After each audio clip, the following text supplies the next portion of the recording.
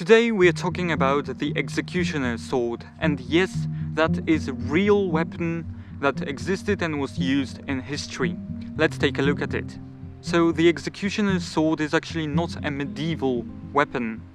The first swords of this type appeared in the 16th century, so technically it's already a Renaissance period, and they continued to be in use all the way up to the 19th century, but they were the most popular in 17th century. Now the thing is, they were quite different from a normal battle sword, even though it's not maybe obvious from the first glance. Of course, the most obvious difference is the tip of the sword, or rather the lack of it. So why were there no tips on an executioner's sword? The answer is quite simple. Actually, making such a tip is not a very easy task. A smith has to put a lot of effort into making one of these tips to make it well and correct, and the truth is, an executioner does not need this tip at all.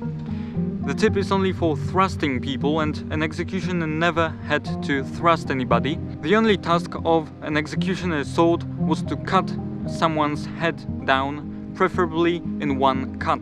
So why should we pay extra money for something that we will not use? Now, there are many other differences that are not so obvious anymore. For example, note that the width of the blade is more or less the same on the entire length of the blade. That's actually not something that is usual.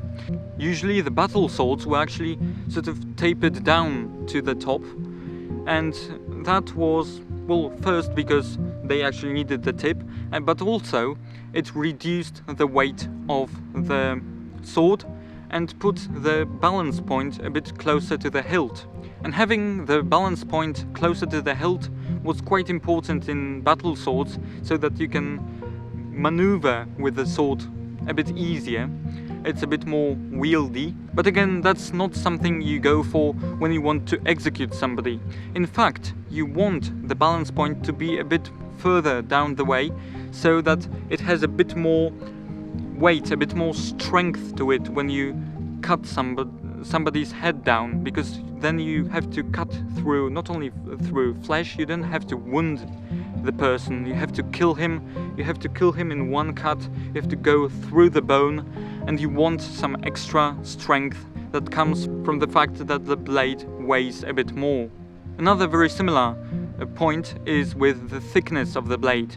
Usually on a normal sword it also tapers down, and that's again something that is not done on an executioner's sword, so again the blade weighs a bit more and gives that extra strength. So now, if you had a question in your mind, why is an executioner's sword even a thing? Why can you not use just a regular sword that you could use for executions and for battle? Well, the executioner would not be so successful in executions using a regular sword, and executioner's sword can definitely not be used in a battle. It's extremely unwieldy, you cannot thrust with it, you cannot really do much. It's also quite heavy, it weighs a bit more than a regular sword, and it's perfect only for one thing, and it's for cutting someone's head down. Now another question you might have is, why not just use an axe then?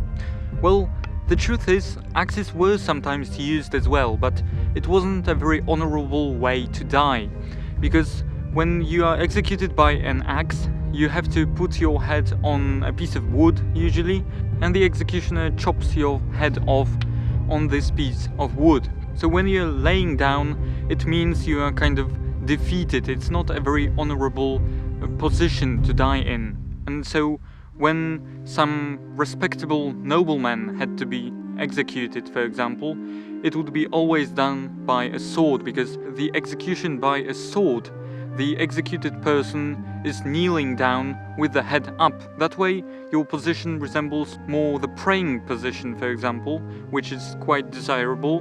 And as I said, it was considered to be very important that the executioner would chop someone's head off in one cut. Well, that's quite self-explanatory.